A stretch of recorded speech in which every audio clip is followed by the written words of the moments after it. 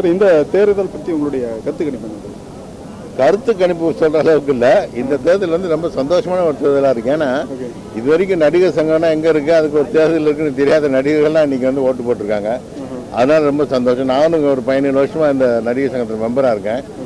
நானும் ஒரு 5-6 எலெக்ஷன் பார்த்துட்டேன். பட் இந்த எலெக்ஷனில் தான் இவ்வளோ பரபரப்பாக இவ்வளோ தான் இருக்குது. எல்லா நடிகர்களையும் சேர்த்து வச்ச இந்த எலெக்ஷன் வந்து ரொம்ப விசேஷமான ஒரு முக்கியமான ஒரு எலெக்ஷன் இது. அதுக்கு ஏற்பாடு பண்ண எல்லாருக்குமே நன்றி.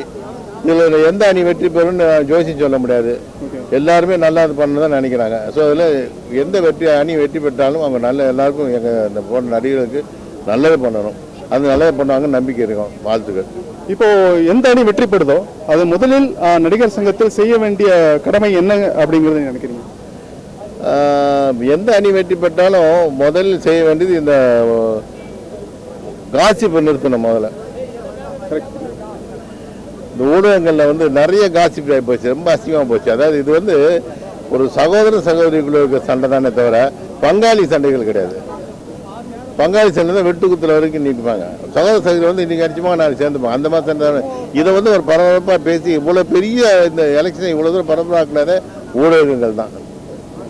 ஸோ முதல்ல இந்த காசிப்பெல்லாம் நிறுத்தி அது நாங்கள்லாம் எல்லாம் ஒன்று தான் ஒரு ப்ரூவ் பண்ணணும். அதுக்கு அவங்க முதல்ல அதுக்கு அடி எடுத்து வைக்கணும். Right sir. லாஸ்ட்டாக ஒரு கேள்வி சார்.